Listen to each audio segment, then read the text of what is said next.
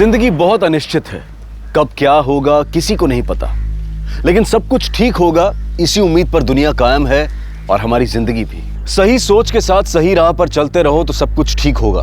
ये भरोसा हमें जिंदगी जीने की हिम्मत और ताकत देता है। लेकिन अगर सब कुछ ठीक होगा इस बात पर से भरोसा उठ गया तो, उम्मीद बार बार लगातार टूटती रही तो इंसान मायूस होकर गलत लोगों, गलत बातों और गलत राह पर भटक जाता है। उसके दिल में ये डर बैठ जाता है कि जो गलत कल हुआ वही आज होगा और शायद कल भी। और इसी डर को अपने सीने से लगाए वो जिंदगी जीने लगता है और नतीजा तबाही, बर्बादी। अतीत में चाहे कितना भी बुरा क्यों ना हुआ हो, लेकिन भविष्य में सब कुछ अच्छा होगा, इसी उम्मीद के साथ जीना ही जिंदगी है। अगर ये आशा, ये उम्मीद इंसान ने छोड़ दी तो उसका क्या नतीजा हो सकता है, ये हमारी आज की कहानी बताती है। एक ऐसा केस जिसने पुलिस को बौखला दिया, एक ऐसी कहानी जिसे देखकर आप भी चौंक जाएंगे।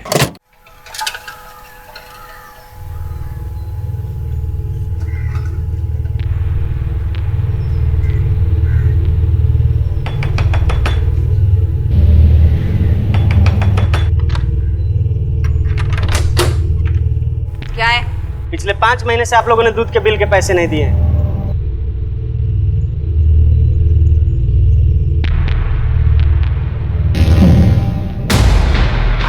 अरे दरवाजा खोलो।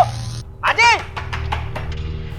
अजय, माजी कहाँ? अरे ये कोई तरीका थोड़ी, हटिए। अरे माजी को बुलाइए, पैसा दीजिए। माजी को बुलाइए। आपका पैसा मिल जाएगा, आप बाहर चलिए। अरे 5 महीना हो गया, अभी तक पैसा नहीं मिला। पैसा चाहिए, पैसा चाहिए, पैसा चाहिए। अरे एक मिनट, अरे बबीता, अरे माँ, पैसा दो मेरा। ए, क्या कर रहा है? हाँ? क्या कर रहा है? कितने पैसे तेरे? हाँ, बोल। 5 महीने का 6000 रुपए। पकड़, निकल यहाँ से। उठा पैसे। कल से मैं इधर दूध देने नहीं आऊंगा। चल भाग। छोड़ूंगा नहीं मैं किसी को। हे भगवान। बिल देने में क्या दिक्कत है तुम्हें? इतने से पैसे के लिए सब? ये सब मतलब? मैंने क्या किया? हाथ देख, शुक्रवार का दिन है और शुक्रवार के दिन लक्ष्मी घर से बाहर नहीं जानी चाहिए। और ये हमेशा शुक्रवार को क्यों आता है?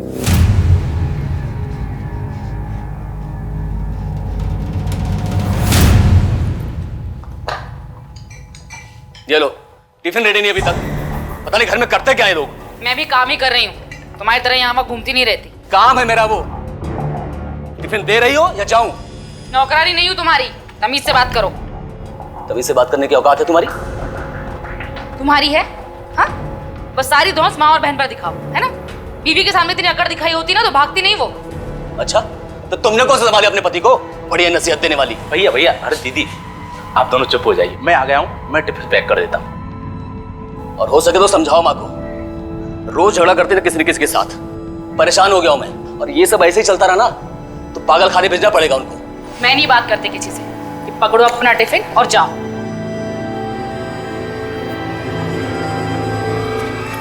भगवान, कुछ गड़बड़ ना हो जाए बस।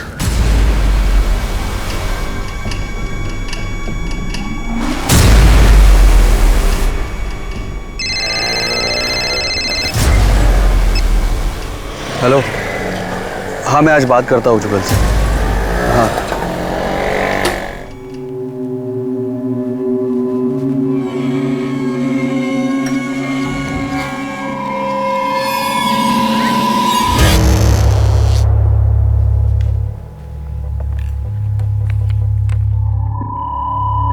मुझे किसी भी कीमत पर मेरा परिवार चाहिए, हंसता खेलता परिवार।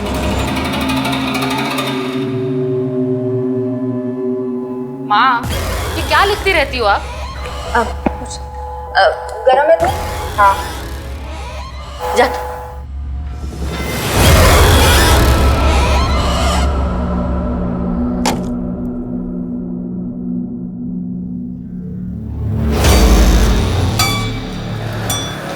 भगवान रक्षा करना, कहीं कोई एक्सीडेंट ना हो जाए आज।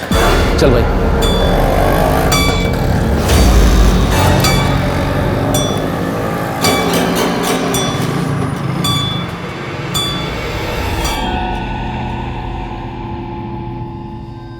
बबीता, ए बबीता, हाँ माँ।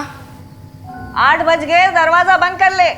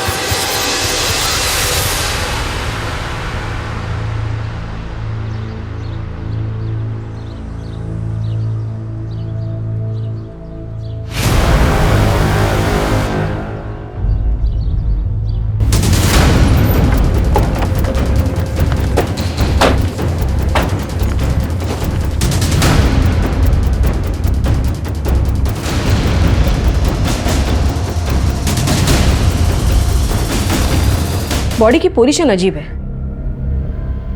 पूनम, तुम बाकी घर की तलाशी लो। मैम।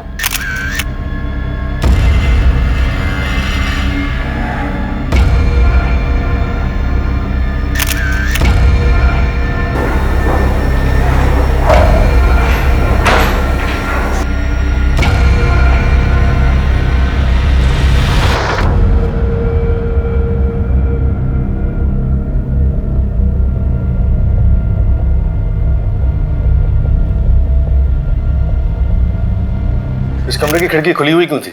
जुगल भैया अक्सर देर से आते हैं तो उनके लिए खिड़की खुली रखनी पड़ती थी। माँ की वजह से शाम 8 बजे घर के सारे दरवाजे बंद हो जाते हैं। इस उम्र में उन्हें डर लगता है कि कहीं कोई आकर उन्हें कुछ करना दे। किस किस को पता था कि जुगल रात को खिड़की से आना जाना करता है? मैं और माँ के सिवाय राजेंद्र को पता था। राजेंद्र हमारे घर के और बाहर के सारे काम करता है और सुबह सबसे पहले उसने ही जुगल भैया को देखा था।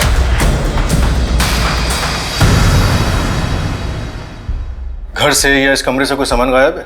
ऐसा कुछ लग तो नहीं रहा। कल जुगल घर कब लौटा? रात 11 बजे तक तो नहीं आए थे और वैसे भी उनके घर आने का कोई फिक्स टाइम नहीं होता।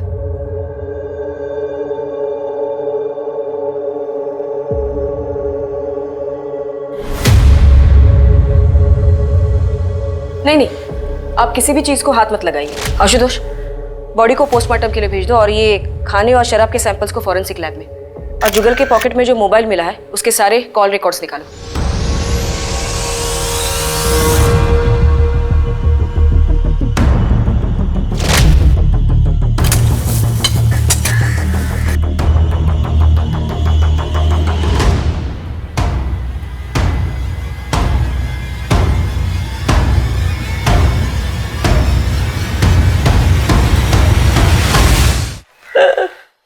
जुगल के अक्सर भी कराता था? अक्सर, और कभी कभी तो बहुत ज्यादा। किसी से झगड़ा या दुश्मनी थी यहाँ आसपास पड़ोस में या जहाँ काम करता था वहां? नहीं। ठीक है, अब हम चलते हैं। कुछ पता चलता है तो हम आपको बताते हैं।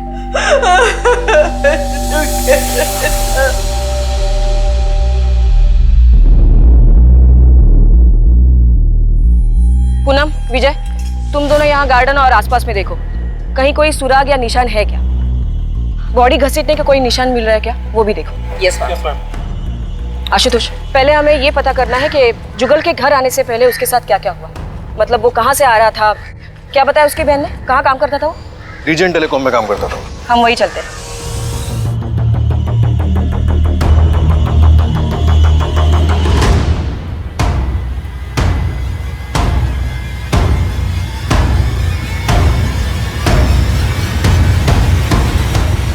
राजेंद्र, जी मैडम। ये क्या है? देखो, इस एरिया में इस टावर की काफी रेंज है। ये एरिया में ज्यादा जरूरत नहीं है। तो राजेश शर्मा, तुम्हारे ऑफिस से पता चला कि तुम यहाँ हो। तुमसे जुगल के बारे में कुछ बात करनी थी। मतलब जुगल को सचमुच कुछ हो गया क्या? तुम्हारा मतलब? नहीं, मतलब वो हमेशा मुझसे कहता था कि मुझे बचा लेना, मुझे अगर कुछ हो जाए तो। ऐसा क्यों बोलता था वो? जब से उसकी बीवी निकिता उसे छोड़कर गई है तब से पूरी तरह से हिल गया है वो। बहुत दारू पीने लगा था, बहुत अजीब हो गया था मैडम। तुम दोनों रोज पीते थे? कभी कभी। तो क्या कल भी तुम उसके साथ थे? हाँ। आज पूछूंगा उससे, उसने क्यों किया मेरे साथ ऐसा। अरे मुझे छोड़कर चली गई, वो गई तो मेरा छलक चला गया, सब कुछ बर्बाद हो गया। और गई तो गई ना, इतना जलील करके गई कि ये उसने ठीक नहीं किया। राजेश तू मुझे लेकर चल उसके पास, मैं पूछूंगा उससे उसने क्यों किया ऐसा। चल अभी तू मेरे जुगल वो चली गई है मैडम। मैंने उसे कितने बार समझाया कि छोड़ दे, वो चली गई है, बंद कर दे दारू पीना, लेकिन वो मेरी बात मानता ही नहीं था। तो क्या वो कल भी निकिता से मिलने गया था? पता नहीं सर, मैंने तो रात को 11:30 बजे उसे रोज की तरह पास वाले चौराहे पे छोड़ दिया था।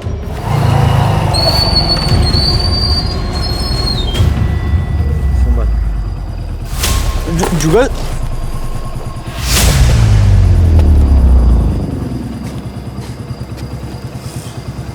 टेंशन मत ले, मैं चला जाऊंगा।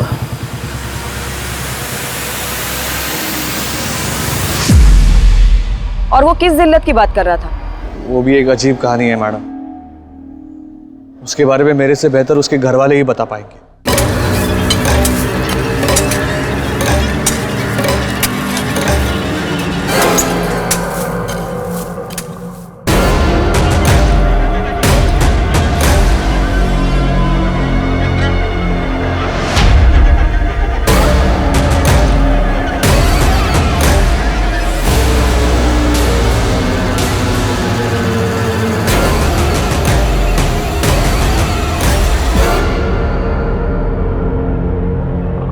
तुमने दफनाया इस कुत्ते को? जी मैडम। कब दफनाया था? मैडम ये 3 दिन पहले मुझे कुएं में मरा हुआ मिला था।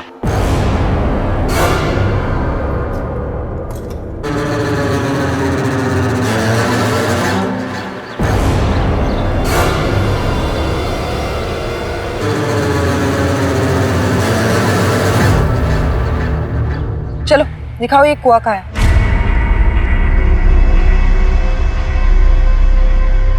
इसी कुएं से निकाला था मैंने। घर वालों को इसके बारे में कुछ पता है? तुमने बताया कुछ उन्हें? मैंने जानबूझकर नहीं बताया मैडम। क्यों? क्योंकि जुगल भैया कुत्तों को लेकर बहुत परेशान होते थे। अगर ये बात उनको पता चलती तो वो गोपाल अय्यर से बहुत झगड़ा करते। गोपाल अय्यर? ये कौन है? हमारे पास ही रहते हैं मैडम। उनको कुत्तों से बड़ा प्यार है, वो कुत्तों को कहीं भी खाना खिलाने लग जाते हैं, यहाँ तक कि हमारे घर के बाहर भी। अय्यर साहब कितनी बार बोला है आपसे यहाँ पर कुत्तों खाना मत खिलाया करो, आपको बात समझ में नहीं आ रही है? परेशान करके रखा हुआ है। अय्यर साहब आपसे बात कर रहा हूँ, मेरी बात सुन रहे हैं आप? क्या सुनेगा तुम्हारा बात? हा? रोज का एक ही बात, क्या प्रॉब्लम क्या तुम्हारा? मेरा प्रॉब्लम ये है अय्यर साहब कि मैं बोलता हूँ रोज आपको कि कुत्तों को खाना मत खिलाया करो, बात समझ में नहीं आती आपको? ये कुत्ता तुमको क्या करता, कभी काटा है क्या? अरे काटन अरे जवान नहीं, तुम्हारा टाइम होगा, तुम जाओ। मैं काट लिया ना तो ठीक नहीं होगा, बता रहे हम आपको। धमकी देने का जरूरत नहीं है। धमकी दे रहा हूँ काट मैं। डालेगा साला तुम कहीं पे। अरे ऐसे कैसे काट डालेगा? इस झगड़े के बारे में और किसी को कुछ पता था? सभी को तो पता था मैडम। उसी ने सब कुछ बर्बाद कर दिया। हमारा हरा भरा परिवार था, सब खराब करके चलती बनी। एक वो और एक सूरज, दोनों की दोनों घटिया और नीच लोग। सूरज कौन? मेरा पति। नारायणं निराकारं नरवीर नरोत्तमं नरसिंहं नागनाथं च तम वंदे नरकांतकम। बोलो श्री सत्यनारायण भगवान की जय। अब ये प्रसाद सब में बांट दीजिए। रुकिए, सूरज जी कहाँ हैं? अरे बबीता, जाओ अपने पति को जल्दी बुला के लाओ। 1 मिनट, मैं बुला के लेके आती हूँ। सूरज जी, सूरज। आ रहा हूँ।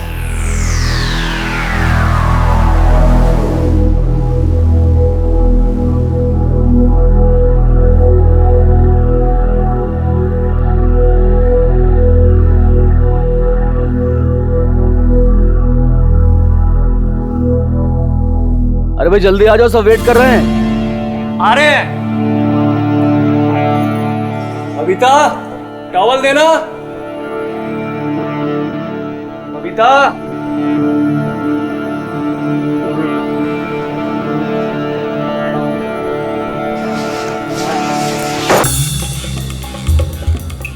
सूरज ये क्या कर रहे हो? अरे प्यार आ रहा है तुम पे आज। छोड़ो, कोई देख लेगा। अरे यहाँ कौन देखेगा? इतनी दूर खड़ी, उधर आना।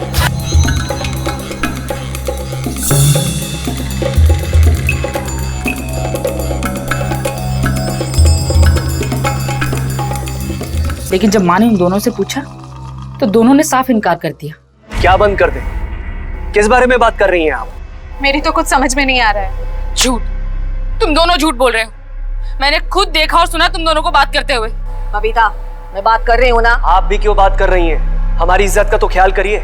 निकिता भाभी के बारे में सोचिए, शर्म आनी चाहिए आप लोगों को। अच्छा, तुम्हारे कहने का मतलब ये है कि तुम दोनों के बीच कुछ नहीं चल रहा। आपकी कसम, भगवान की कसम, ऐसा कुछ भी नहीं है। ठीक है, इस बात को यही खत्म कर दे। परिवार की शांति बिगड़नी नहीं चाहिए, याद रखना। लेकिन फिर उसी दिन दोनों खुलेआम बिना शर्म के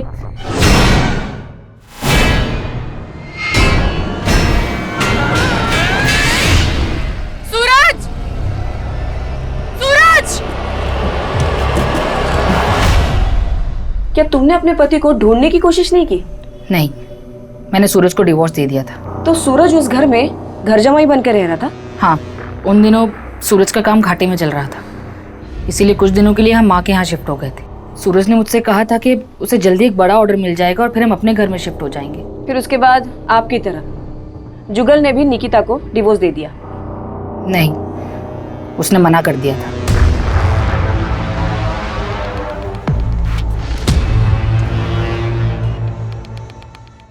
अजीब बात है, तेरवा देवी का जमाई सूरज उन्हीं की बहू निकिता के साथ भाग गया। शायद इसी सदमे ने तेरवा देवी और उनके परिवार को।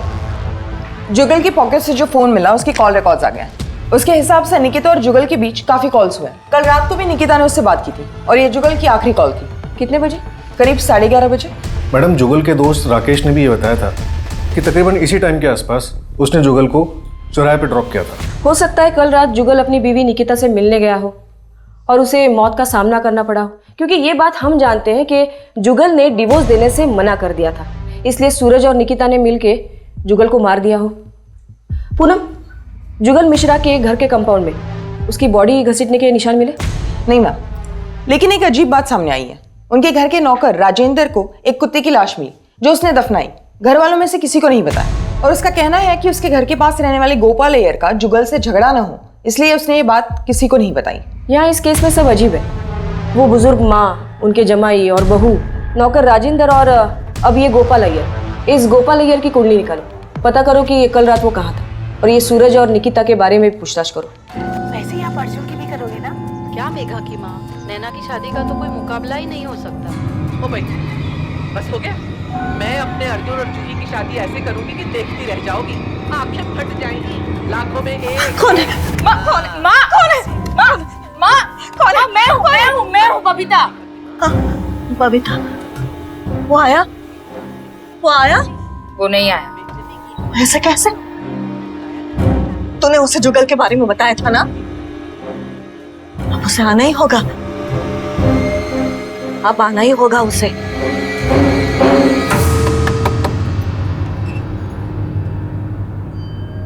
परसों रात को आपने जुगल को फोन क्यों किया था?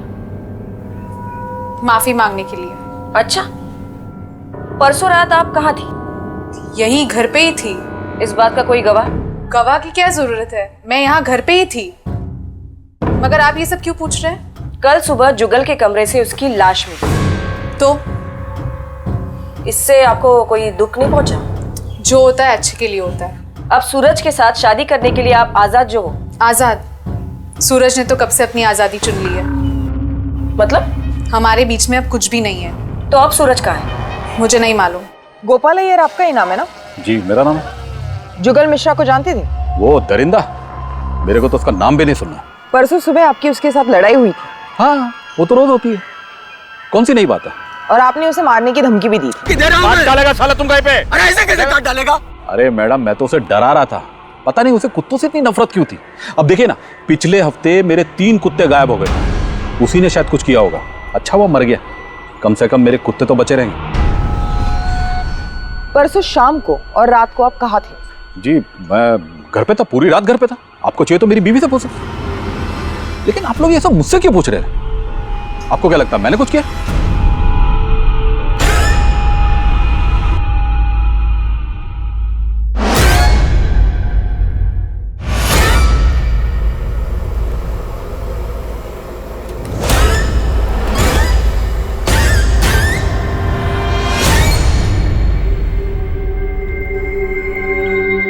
कैसा बना है? ठीक है। अरे ठीक है या अच्छा है? अच्छा है माँ। धीरज अगर कुछ कम है तो बता दे, मैं और डाल देती हूँ। नहीं नहीं, बराबर है एकदम।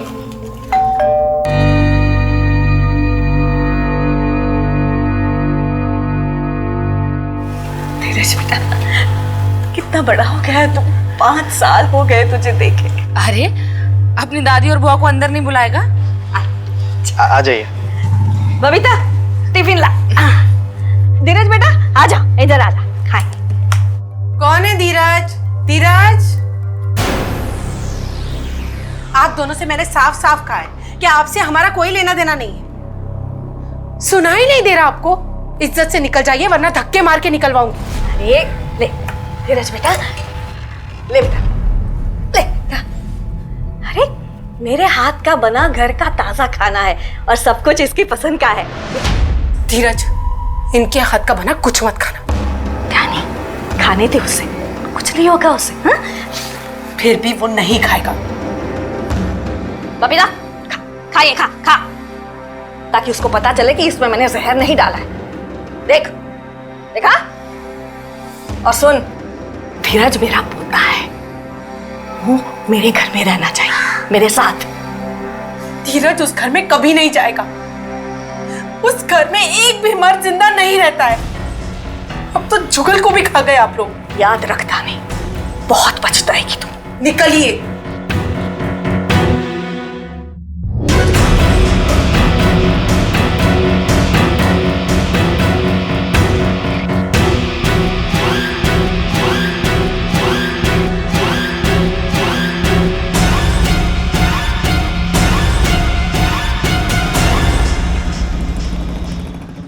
अरे साहब, लेकिन क्या कहाँ लेकर जा रहे हैं आप मुझे?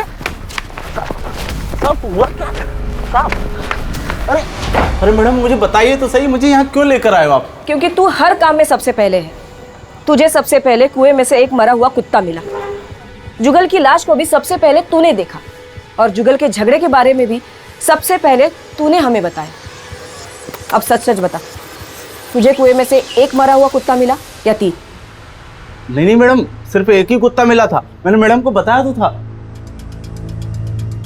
ठीक है, तुम जाओ। पूनम, इस पे नजर रखना। और वो 13वां देवी का जमाई सूरज, वो कब आ रहा है? आ गया मैं। क्यों सूरज, निकिता से कब शादी कर रहे हो? शादी? हाँ शादी, क्योंकि अब जुगल मिश्रा जो नहीं रहा। जुगल मिश्रा नहीं रहा? बुढ़िया अपने आखिरी बेटे को भी खा गई। मतलब? पहले 2 बेटे मर चुके हैं उनके, पर मैम मेरा उस घर से और बबीता से ना कोई रिश्ता नहीं है अब। तुम निकिता से आखिरी बार कब मिले थे? कई महीने हो गए मुझे तो, पर हाँ बबीता का फोन आया था 2 हफ्ते पहले। बबीता का? हाँ, वो बोल रही थी मिलना है, कुछ मदद चाहिए, लेकिन बाद में ना कोई फोन आया ना मिलने आई। ठीक है।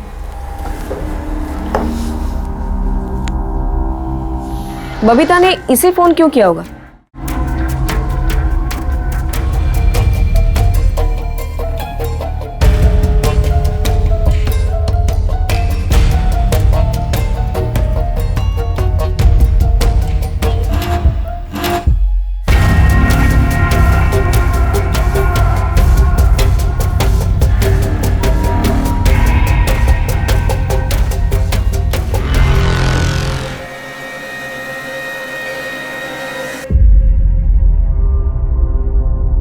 बबीता से मिलना है। वो तो घर पर नहीं है। कहाँ चली गई वो? मंदिर गई है, वो देर से लौटेगी। आपने बताया नहीं कि जुगल के और 2 भाई भी थे? जुगल की मौत के बाद हमने काफी लोगों से पूछताछ की। सबका यही कहना है कि इस घर के मर्द जिंदा नहीं बचते। ऐसा क्यों? पता नहीं है, हमारे ये घर के मर्दों को क्या हो जाता। कोई रहना ही नहीं चाहता इसका। मेरा बड़ा बेटा युवराज 14 साल की उम्र में ही बीमारी की वजह से मर गया और दूसरा बेटा गिरिजेश, उसका एक्सीडेंट हो गया।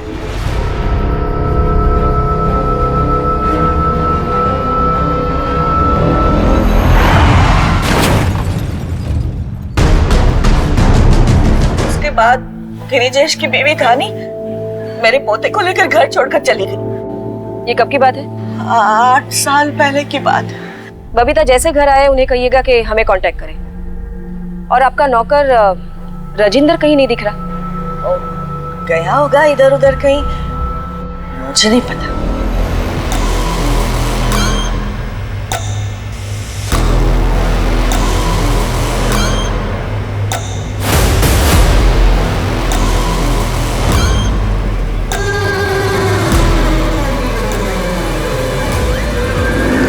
नमस्ते सर।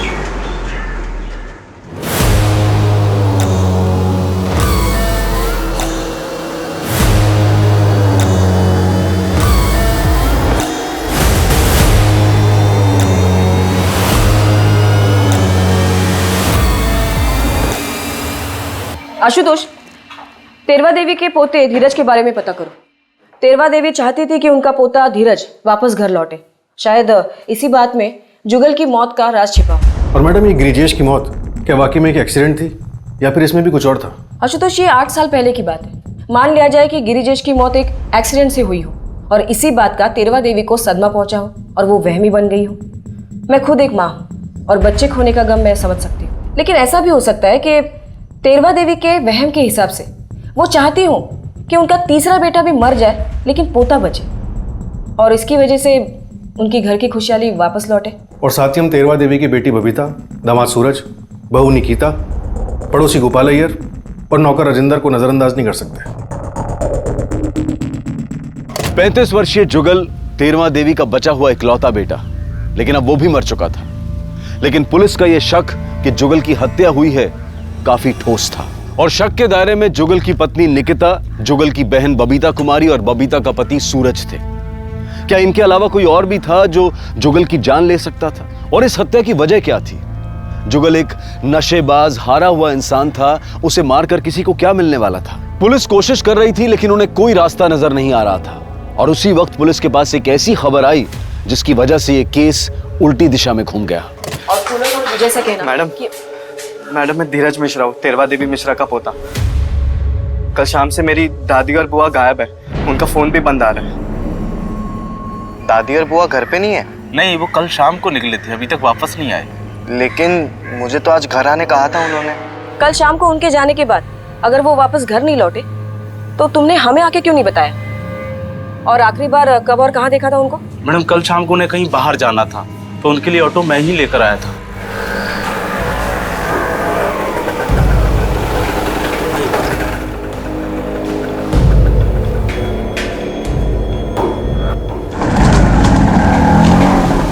उनके पास कुछ सामान वगैरह था?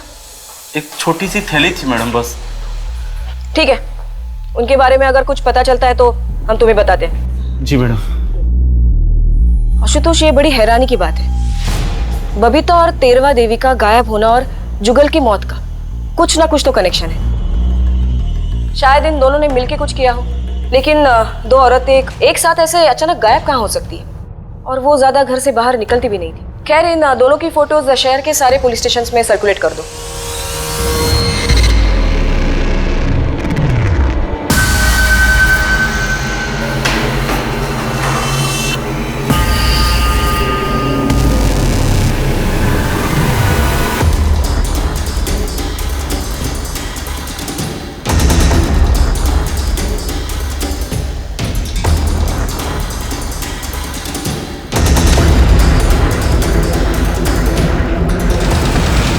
बबीता कुमारी और तेरवा देवी का गायब होना एक पहेली थी।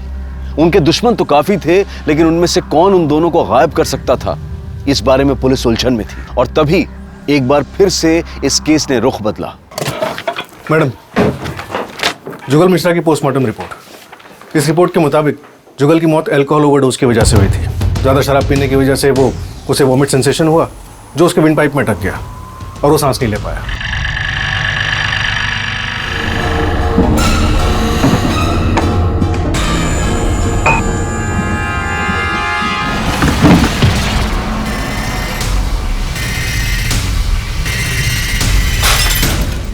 इसके अलावा जुगल की बॉडी में शराब छुड़ाने की दवाई के ट्रेसेस भी मिले।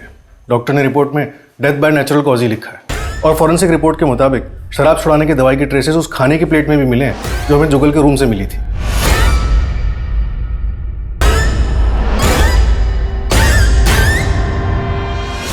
लेकिन अब सवाल ये उठता है कि अगर जुगल की हत्या नहीं हुई थी तो तेरवा देवी और बबीता भागे क्यों? इन दोनों के भागने के पीछे जरूर कोई कारण होगा, या फिर ये भी हो सकता है कि इन दोनों के साथ भी कोई हादसा हुआ हो। मैम, बबीता और तेरवा के फोन रिकॉर्ड्स में कुछ खास हाथ नहीं लगा, लेकिन बबीता की राजेश शर्मा के साथ अक्सर फोन पे बातें होती थी।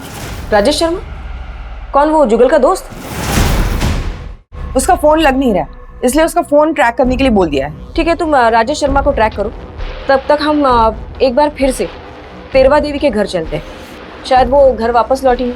ये घर देख रहे हो तुम लोग, ये घर भी मेरा है, कुछ टाइम में मेरे ही नाम पे हो जाएगा। अरे पैसे बहुत है, टेंशन नहीं है कुछ भी, अपना जो भी हिसाब है ना वो ले दे के खत्म कर देंगे, उसके बाद भाई भाई बैठेंगे, पार्टी करेंगे आराम से। क्या बोलते हो?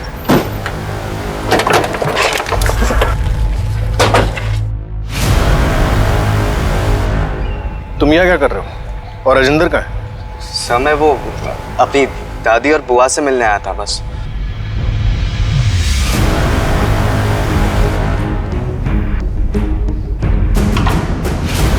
ये राजेश शर्मा का ही घर है ना? हम राजेश का है? पता नहीं मैडम, उससे हमने कहीं बाहर जाते हुए देखा वहां।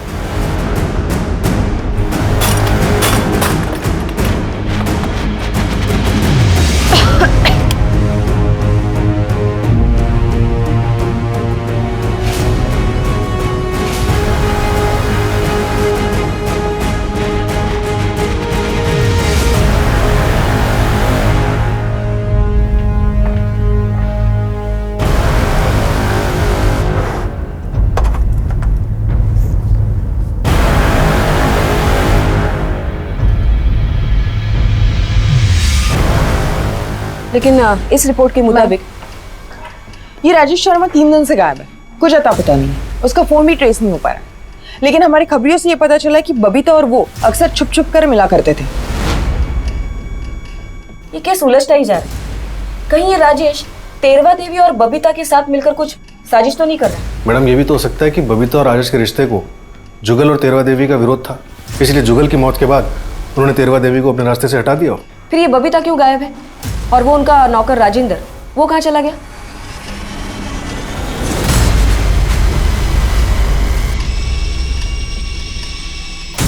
तेरवा देवी की इस डायरी में बहुत कुछ लिखा हुआ है। पुलिस के सामने एक जबरदस्त पहेली थी, तेरवा देवी की वो डायरी जिसमें उसने अपने दुश्मनों के नाम लिखे थे। लेकिन पुलिस ने उन सब से बात की थी और पुलिस को किसी के भी खिलाफ कोई ठोस सबूत नहीं मिला था। उस डायरी में लिखी हुई बातें सच थी या फिर एक बुजुर्ग औरत के असंतुलित दिमाग की कल्पनाएं?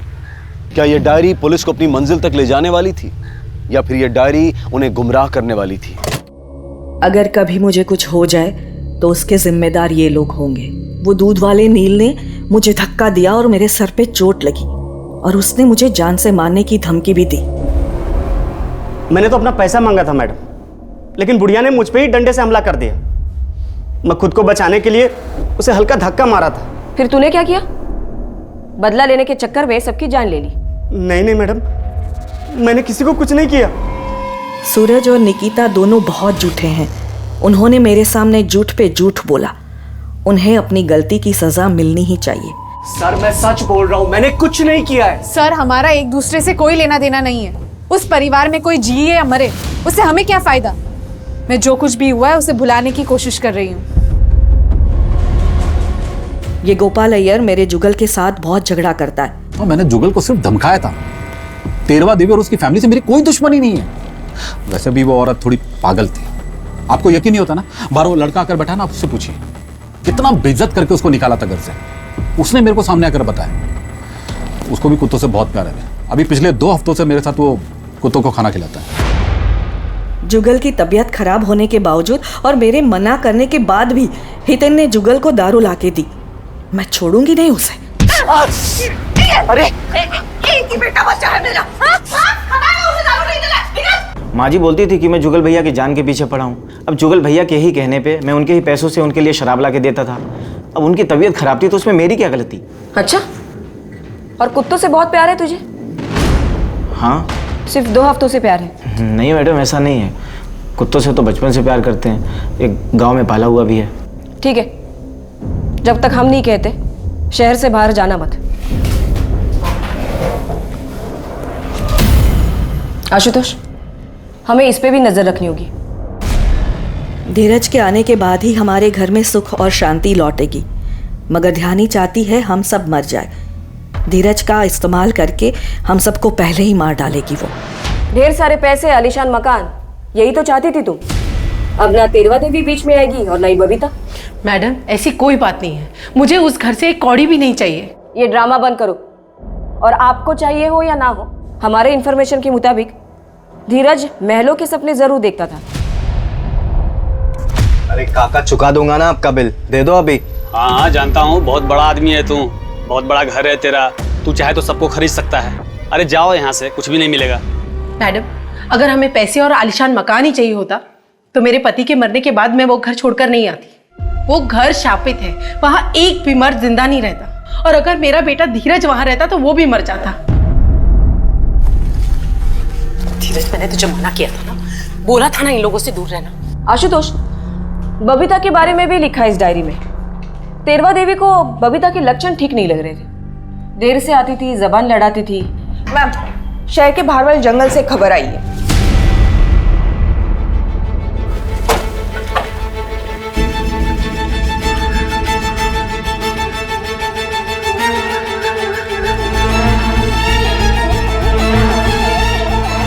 लाश पे घाव का निशान काफी भारी और गहरा है। लगता है किसी ने बहुत बेरहमी से मारा है इसे। इस केस की शुरुआत जुगल की मौत से हुई थी, तब हमें लगा था कि हत्या है, पर ऐसा था नहीं। और अब जुगल की माँ तेरवा देवी गायब है और बहन बबीता की लाश मिली है। बबीता इनमें से अहम कड़ी थी, अब वो भी टूट चुकी है। तेरवा देवी गायब है और नौकर राजेंद्र, अभी तक उसकी कोई खबर नहीं। मैडम, उसकी डायरी से हमें उसकी दुनिया के बारे में पता चला था। उसकी डायरी में मौजूद लोग उसकी दुनिया में बसते थे और उसी दुनिया में से किसी ने शायद ये कांड किया। लेकिन अब सवाल ये है कि तेरवा देवी की दुनिया में बसने वाला वो कौन व्यक्ति है जिसने सब कुछ किया। इतने दिनों से ढूंढ रहे हैं तुझे, ना तेरा फोन लग रहा है, ना किसी को पता है कि तू कहाँ था। गाँव गया था, वहाँ पर नेटवर्क नहीं था। बबीता से क्या रिश्ता है तुम्हारा? प्यार करते थे हम एक दूसरे से। तो उसे मारा क्यों? मैं उसे क्यों मारूंगा मैडम? हम दोनों एक दूसरे से प्यार करते थे और जिस दिन जुगल की हत्या हुई उस दिन मैं उसे सब सच बताने वाला था कि मैं और बबीता शादी करने वाले हैं। लेकिन उस दिन जुगल निकिता को लेकर बहुत परेशान था, इसीलिए मैंने उसे कुछ कहा नहीं। और फिर अगले दिन पता चला कि जुगल की मौत हो गई। अरे मैं तो गांव जाने से पहले उसे मिला भी था। वो और तेरवा देवी कोई चंद्रपाल बाबा को मिलने जाने वाले थे।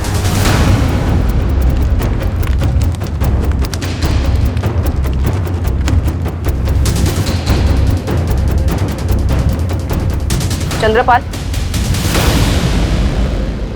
ये बबीता और ये तेरवा देवी, क्या ये 2 औरतें तुमसे मिलने आई थी? हाँ आई थी। इन्हें अपना पोता वापस चाहिए था। ये बता रही थी कि इनके परिवार पर शाप का साया है। उसी से मुक्ति के लिए उन्होंने अनुष्ठान किया और वापस चली गई।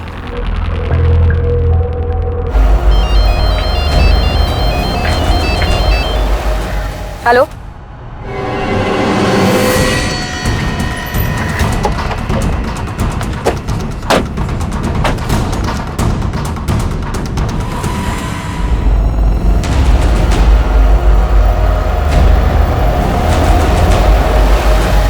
हमें आप लोगों के सीनियर से बात करनी है। हमने कुछ नहीं किया। आप लोग पुलिस स्टेशन।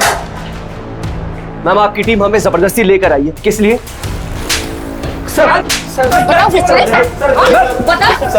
अच्छा बताता हूँ। मैं भी हरिओम चंद्रपाल बाबा का भक्त था।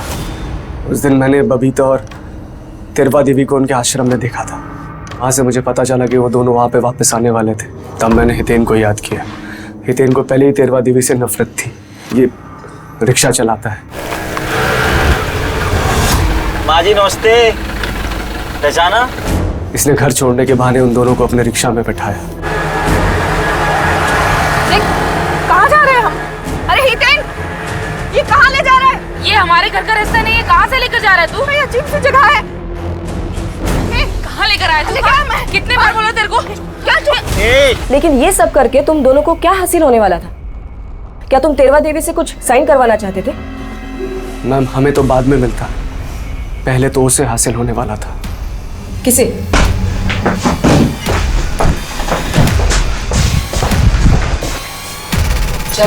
अरे पर मैडम बताइए तो सही क्या हुआ? Madam please.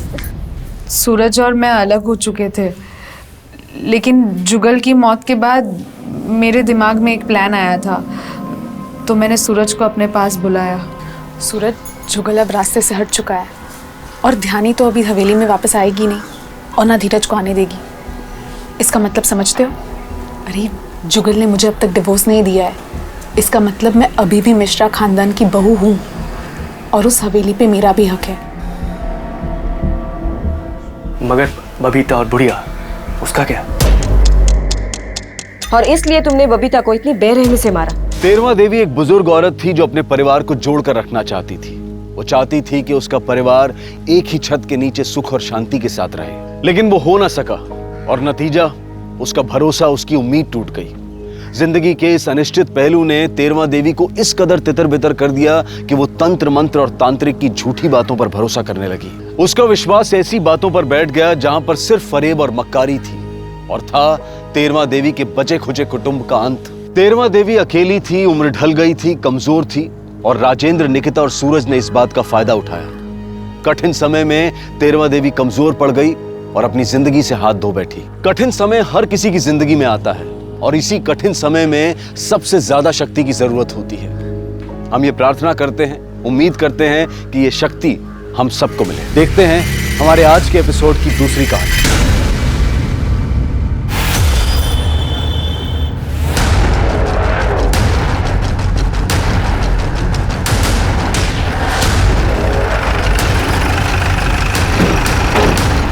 साइड हटिए आप लोग, साइड हटिए।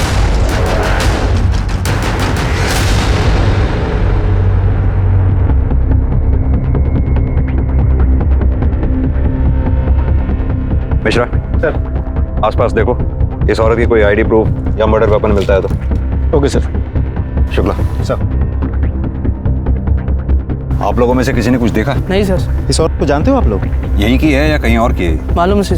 सर, ये औरत शायद प्रेग्नेंट थी और बाकी बॉडी पे घसीटने के अलावा और कोई चोट के निशान नहीं है सर। घाव और बॉडी की कंडीशन को देखकर ये लग रहा है कि ये मर्डर पिछले 24 घंटे के अंदर हुआ है। सर शायद चेहरा इसीलिए बिगाड़ा गया है ताकि इसकी पहचान ना हो सके। लेकिन शुक्ला, कोई किसी औरत का इस तरह से पेट चीट कर बच्चा क्यों निकालेगा? क्या मकसद हो सकता है उसका? दुश्मनी या बदला? एक काम करो, आसपास और अच्छी तरह से चेक करो, शायद इसके बच्चे को कहीं आसपास ही फेंका हो।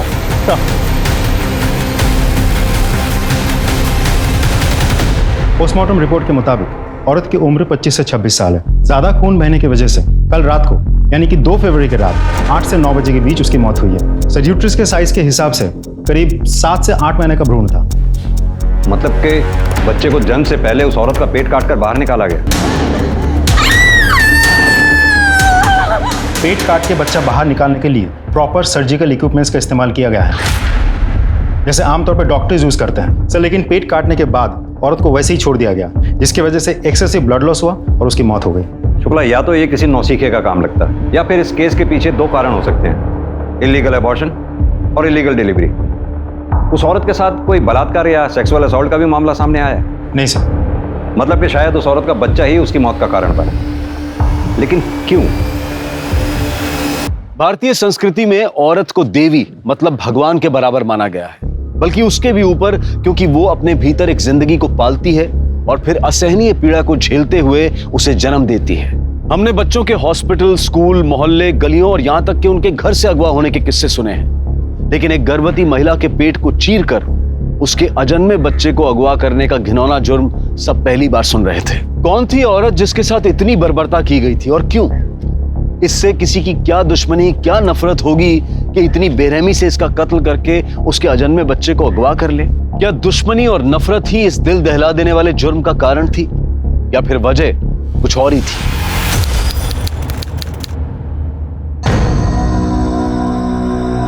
इंस्पेक्टर साहब कहाँ? बहुत जरूरी काम है मुझसे। कहाँ है इंस्पेक्टर साहब? हो रहे सिग्नेचर मैंने ले लिया। सर हमें एक रिपोर्ट लिखवानी है। मेरी बीवी कल सुबह से लापता है। सब्जी लेने के लिए मार्केट गई थी सर, अभी तक वो वापस नहीं आई। हर जगह पता किया, सब जगह ढूंढा सर, और तो और उसका फोन भी ऑफ आ रहा है सर। कहीं ऐसा तो नहीं वो अपने मायके चली गई हो? नहीं सर, वो वहां नहीं गई, मैंने वहां भी पता करा है सर। उसकी कोई फोटो वगैरह? उनका किसी के साथ कोई झगड़ा, कोई दुश्मनी? नहीं सर, ऐसा कुछ भी नहीं है। बहुत सिंपल लोग हैं सर हम। आपसे ये किसने कहा कि सिंपल लोगों की किसी से कोई दुश्मनी या झगड़ा नहीं होता? ये भी तो हो सकता है वो अपनी मर्जी से कहीं चली गई, उसकी किसी से कोई दोस्ती या अफेयर वगैरह। सर कैसी बातें कर रहे हैं आप? सर वो ऐसी नहीं है, मेरी बीवी है, वो 7 महीने की प्रेग्नेंट है सर। 2 महीने में हमारा बच्चा होने वाला है। शुक्ला, इनकी पत्नी की डिटेल्स ले लो और छानबीन शुरू कर दो। इनकी पत्नी की फोटोग्राफ्स मार्केट में सब जगह सर्कुलेट करवा दो। लोकेशन रिकॉर्ड, कॉल रिकॉर्ड सब निकलवाओ। देखो शायद किसी ने कुछ देखा हो। चलो अब आइए मेरे साथ।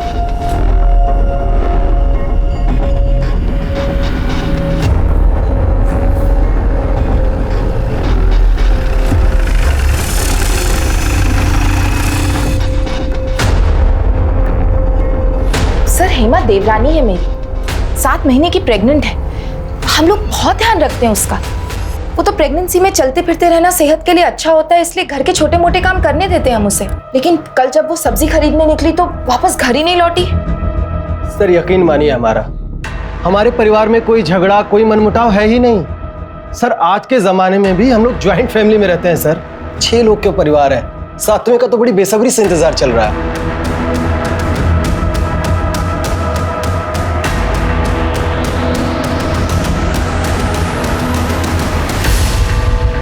सर हमने हेमा की फैमिली, आस पड़ोस के मार्केट, हर जगह पूछताछ की है, लेकिन कहीं से कोई सुराग नहीं मिला।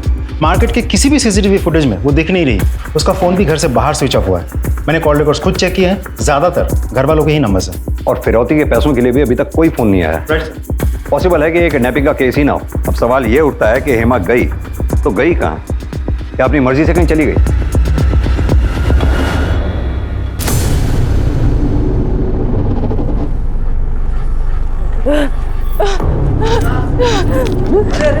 मैडम क्या हुआ आपके साथ? अरे संभालिए संभालिए संभालिए, संभालिए संभालिए अपने आप को। कोई पानी ला, पानी ला। मैडम पानी लेके आ दो, पानी लेके आ। क्या बात है, क्या हुआ? अरे आपसे मिलने आ रही थी, अचानक बेहोश होकर गिर गई।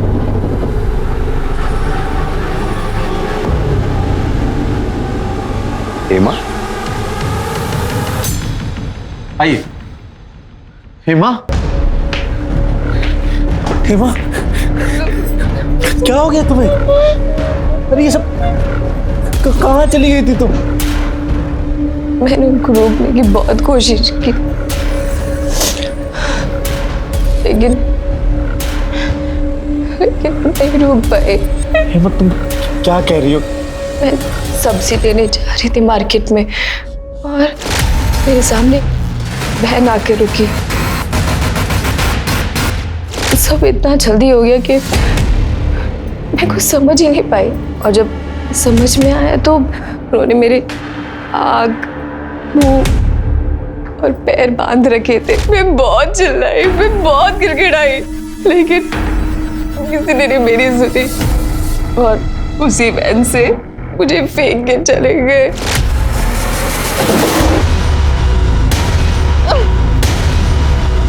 मैं बहुत मुश्किल से यहाँ तक पहुंची हूँ। आपने उन किडनैपर्स का या फिर उस औरत का चेहरा देखा है, या फिर कोई ऐसी बात जो आपको याद हो? सर उनका चेहरा हमेशा ढका रहता था।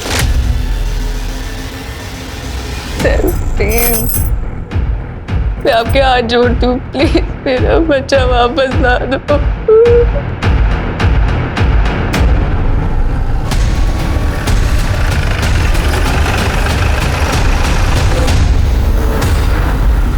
सर मुझे समझ में नहीं आ रहा कि आप हेमा का मेडिकल क्यों कराना चाहती हैं? वो ऑलरेडी इतनी परेशान है। ये जानने के लिए कि हेमा के साथ डिलीवरी के अलावा कोई मारपीट या जोर जबरदस्ती तो नहीं हुई है।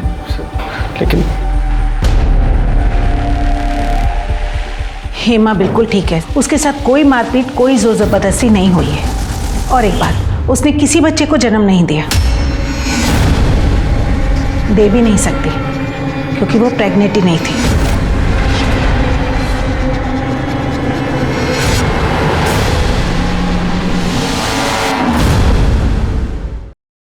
सर राजेश भैया की 2 बेटियां हैं, वो बेटा नहीं दे पाए। अब सबकी उम्मीदें हमसे हैं कि हम खानदान को एक बेटा एक वारिस देंगे। सर हम तो बहुत कोशिश करते थे, लेकिन मैं कभी प्रेग्नेंट हो ही नहीं पाई। सर हालत इतनी खराब हो गई थी कि घर में आते जाते सब मुझे ताना देते थे। अब मैं उन्हें तो कुछ नहीं कह सकता था, तो अपनी सारी भड़ास मैं हेमा पर जाकर निकालता था। अतुल, देखो भगवान पे भरोसा रखो, जब वो चाहेगा बच्चा हो जाएगा।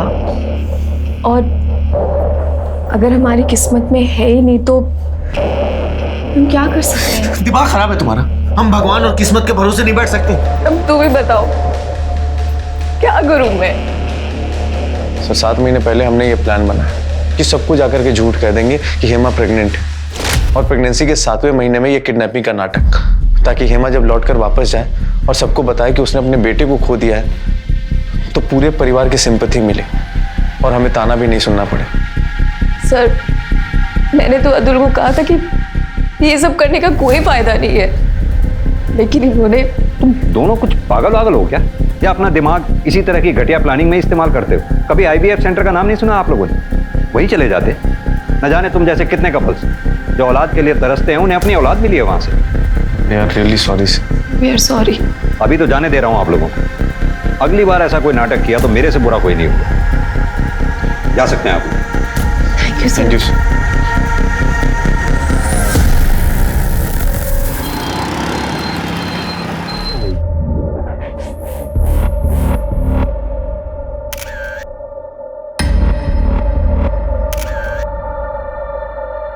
हेमा का चेहरा तो देखो कैसे चमक रहा है, पक्का बेटा ही होगा देखना।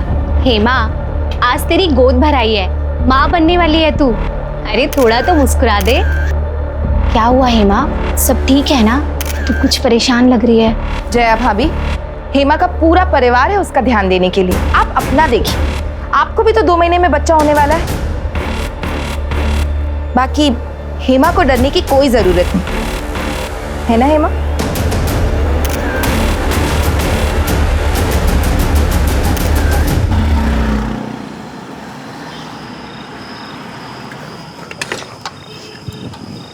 सर करें तो। Sir please help me sir. Sir मेरी पत्नी गायब हो गई है सर। सर प्लीज मेरी मदद कीजिए। तुम वही हो ना जिसने पिछली बार भी अपनी प्रेग्नेंट बीवी की किडनैपिंग का झूठा नाटक रचा था? तुम फिर आ गए यहाँ पर। ये पुलिस स्टेशन है, कोई पंचायती की दुकान नहीं है। सर मैं कसम खा के कह रहा, मैं इस बार झूठ नहीं बोल रहा। सर आपके कहने पे IVF सेंटर पे भी गए थे हम सर। सर हेमा प्रेग्नेंट हो गई थी सर। सर वो 7 महीने की प्रेग्नेंट है। पिछली बार की तरह प्रेग्नेंट? नहीं सर, इस बार सच में प्रेग्नेंट है हेमा सर। सर आज उसकी गोद भराई की रस्म थी सर। सर आपको यकीन नहीं हो रहा ना? आज की फंक्शन की फोटो देख लीजिए आप। सर मैं झूठ नहीं बोल रहा सर। सर ये सारी फोटोज आज की हैं सर, आज सुबह की। कब गायब हुई है? सर फंक्शन के बाद दोपहर में सब लोग सोने चले गए। शाम में जब सोकर उठे तो हेमा गायब थी सर। सर हमने हर तरफ ढूंढा, और तो सर उसका फोन भी स्विच ऑफ आ रहा है। सर प्लीज कुछ कीजिए सर। ठीक है, अपनी पत्नी की फोटोग्राफ और बाकी की सारी डिटेल्स इन्हें लिखवा दो। लेकिन अगर ये इस बार भी नाटक हुआ तो इस बार तुम्हें दोनों पति पत्नी को जेल में बैठ के नाटक खेलना पड़ेगा। नहीं सर, कोई नाटक नहीं, मैं बिल्कुल सच कह रहा हूँ सर। मेरे साथ। जी सर। 7 महीने की गर्भवती औरत कहां जा सकती थी और क्यों? क्या इस बार उसे सचमुच किसी ने अगवा कर लिया था, या फिर पिछली बार की तरह वो खुद अपनी मर्जी से कहीं चली गई थी? झूठी किडनैपिंग के बाद हेमा के साथ क्या हुआ? सर, मोबाइल लोकेशन रिकॉर्ड के मुताबिक हेमा का फोन 1 फरवरी को शाम के 4 बजे शताब्दी नगर में स्विच ऑफ हुआ है। शताब्दी नगर? सर वहाँ करने क्या गई थी हेमा? पता नहीं सर, मैंने अतुल को भी पूछा था, उसे भी कोई आइडिया नहीं है क्या करने गई थी वो वहाँ। आइडिया नहीं है, बता नहीं रहा हूँ। खैर वो तो पता चली जाएगा। हेमा के कॉल रिकॉर्ड्स का क्या हुआ? हेमा के कॉल रिकॉर्ड्स के मुताबिक ज़्यादातर कॉल्स फैमिली मेम्बर्स को किए गए हैं, खास करके अतुल को।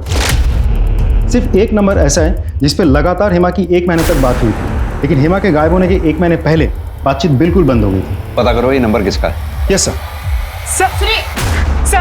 सर मेरी बेटी, सर मेरी। आप बाहर चलिए, आप ऐसे अंदर नहीं आ सकते। सर चलिए, सर मेरी बेटी को बचा। सानिका मैडम बोल लें, कहिए क्या बात? सर मेरी 1 दिन की बेटी गायब हो गई है सर, मेरी मदद कीजिए सर, उसे वापस ला दीजिए प्लीज सर, मेरी मदद कीजिए। सर कल सुबह सिटी नर्सिंग होम में सोनाली की डिलीवरी हुई थी और तकरीबन 11 बजे हमारी बेटी पैदा हुई थी। सर आज सुबह जब सोनाली वॉशरूम से आई तो हमारी बेटी गायब थी सर। हमने सारा हॉस्पिटल देख लिया लेकिन हमारी बच्ची कहीं नहीं मिली सर। सर मेरी बेटी को वापस ला दीजिए सर, उसे ढूंढ दीजिए सर। देखिए आप शांत हो जाइए, चिंता मत कीजिए, हम जल्द से जल्द आपकी बच्ची को ढूंढने की कोशिश करेंगे। आप कंप्लेंट लिखवा दीजिए बाहर। तिवारी मैडम, इनकी कंप्लेंट ले लो आप। सर, शताब्दी नगर में एक औरत की लाश मिली है।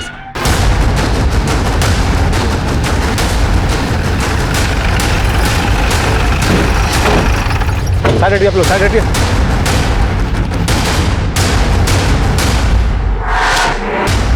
पोस्टमार्टम रिपोर्ट के मुताबिक औरत की उम्र 25 से 26 साल है। ज्यादा खून बहने की वजह से कल रात को यानी कि 2 फरवरी की रात 8 से 9 बजे के बीच उसकी मौत हुई है। सर्ड्यूट्रिस के साइज के हिसाब से करीब 7 से 8 महीने का भ्रूण था। मतलब कि बच्चे को जन्म से पहले उस औरत का पेट काटकर बाहर निकाला गया। सर, जहां उस औरत की लाश मिली थी उससे कुछ दूरी पर 7 महीने का भ्रूण भी मिला है। इन सारी चीजों को देखते हुए और बॉडी की डिटेल्स को देखते हुए ये लाश हेमा की लगती है। शुक्ला, एक काम करो, हेमा के हस्बैंड अतुल को लाश की शिनाख्त के लिए बुलाओ। सर,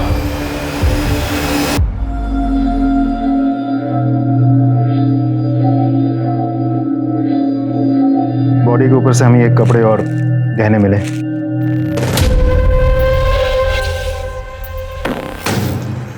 हेमा! हेमा! हेमा! हेमा! एक और बॉडी है। बच्चे की बॉडी हमें इन्हीं के पास से मिली थी। दोनों बॉडीज के ब्लड सैंपल हमने टेस्ट के लिए भेज दिए, लेकिन हम कंफर्म कर पाए कि ये बच्चा इन्हीं का है। देखिए, मैं जानता हूँ ये मौका नहीं है ऐसे सवाल करने का, फिर भी क्या कोई ऐसा है जिस पे आप लोगों को शक हो, जो ये कर सकता हो? सर, हम आपको पहले ही बता चुके हैं, हम बहुत सिंपल लोग हैं सर। हमारा किसी से कोई झगड़ा, कोई दुश्मनी नहीं है सर। शायद ही कोई ऐसा हो जो हेमा के मां बनने से दुखी होगा।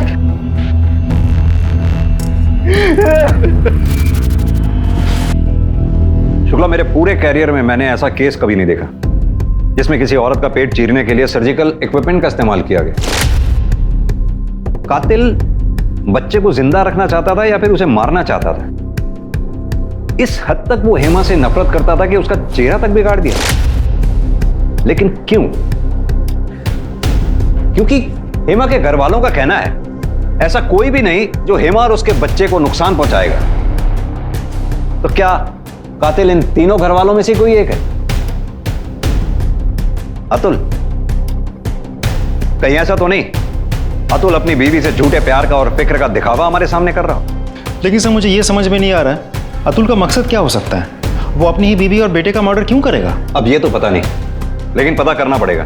शुक्ला, तुम्हें इस केस में कुछ भी अजीब नजर नहीं आ रहा? सर, अभी तक तो नहीं, लेकिन एक टीम लगातार पूछताछ कर रही है। आई एम श्योर बहुत जल्द कोई ना कोई क्लू हाथ लग जाएगा।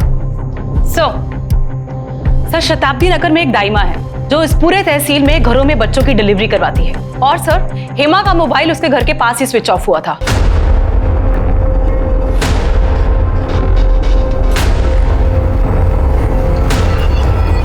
आप इसे जानती हैं? जी, इसे कैसे भूल सकते हैं? अभी 2 दिन पहले तो आई थी हमारे पास।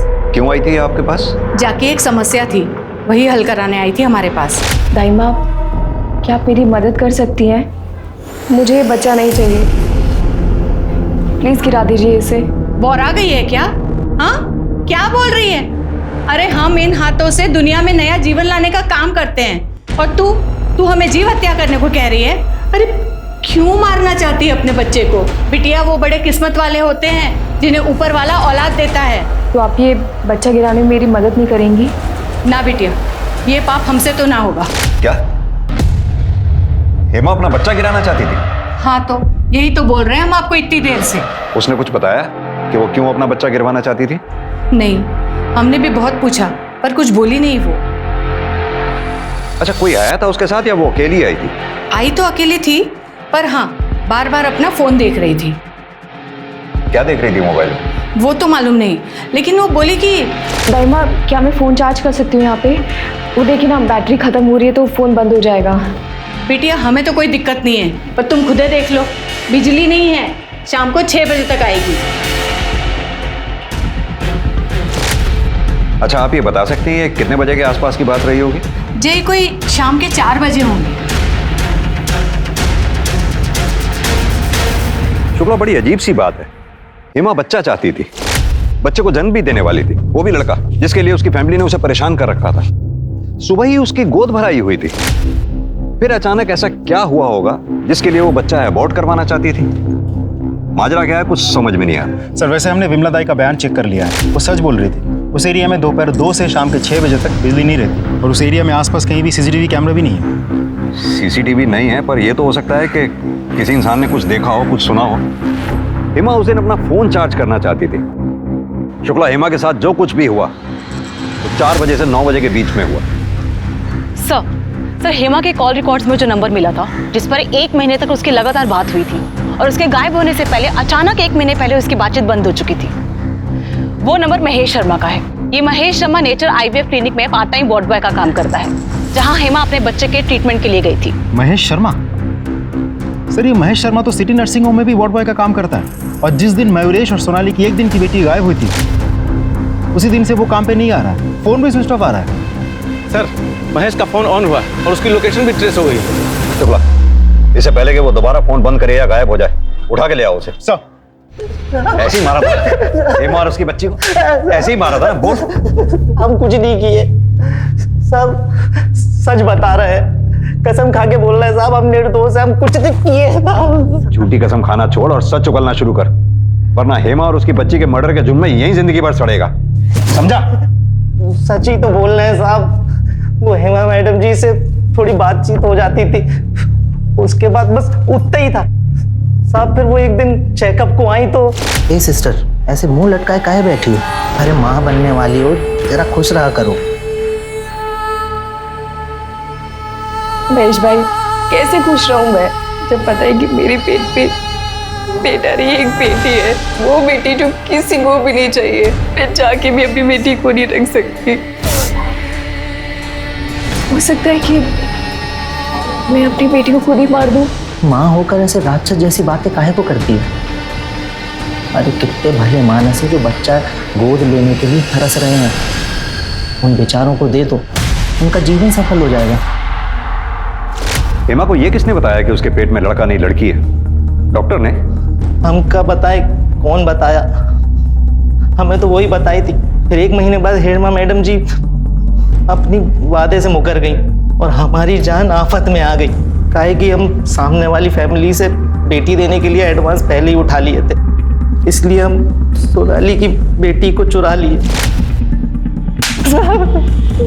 इसे पता लगवाओ कि सोनाली और मयूरेश की बेटी कहाँ पर है, उसे यहाँ लेकर आओ। इसके ऊपर इलीगल अडॉप्शन, किडनैपिंग, हेमा और उसके बच्ची के मर्डर का चार्ज लगाओ।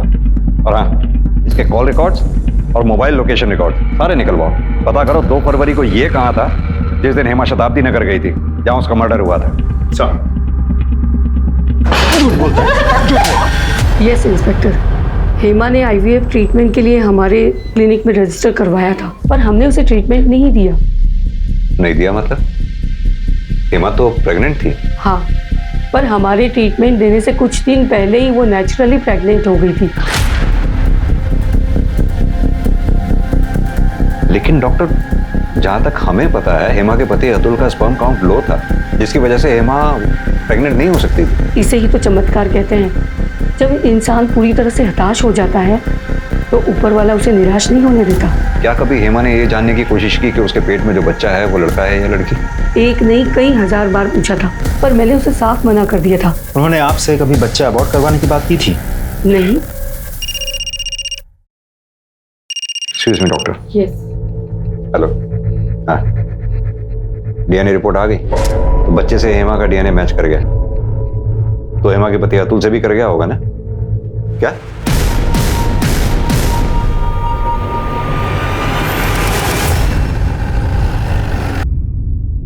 ये क्या बकवास है सर? ऐसा कैसे हो सकता है? हेमा के पेट में पलने वाला बच्चा अतुल का नहीं होगा तो किसका होगा? जरा तमीज से बात कीजिए।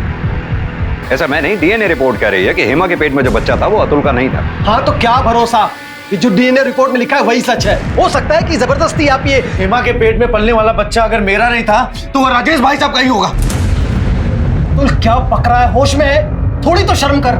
मुझे शर्म नहीं आ रही। अरे आपको शर्म आई थी, भूल गए आप? जब हेमा प्रेग्नेंट नहीं हो रही थी तो आते जाते कैसे ताला देते थे। और उस दिन भाई साहब जब मैं ऑफिस जा रहा था, अरे तब तो हद कर दी थी आपने। अरे अतुल। हाँ भैया। 6 साल हो गए तेरी शादी को, है? कुछ बच्चे के बारे में सोच रहा है? सब नहीं होता है तो मुझे बोल, मैं करता हूँ। अतुल, वो बच्चा राजेश का भी नहीं हो सकता। अगर ऐसा होता तो डीएनए रिपोर्ट में राजेश का भी डीएनए 50% मैच होता। हेमा के बच्चे का बाप कोई और ही था। सुन लिया ना अतुल, पड़ गई ना आप कलेजे में ठंडक। ने आज अपने बड़े भाई को सबके सामने बेइज्जत कर दिया, वो भी उस भाई को जिसने कभी तुझे अपना छोटा भाई नहीं समझा बल्कि हमेशा अपना बेटा माना। सर, ये अतुल अपनी बीवी के प्यार में अंधा हो चुका था। इसे तो ये तक नजर नहीं आया कि इसकी बीवी कहां-कहां मुंह मारती फिर रही थी। क्या मतलब? सर, हमारी कॉलोनी में यहीं आगे एक कपल रहता है, जया और अश्विन। हेमा उनके घर घंटों बिताती थी।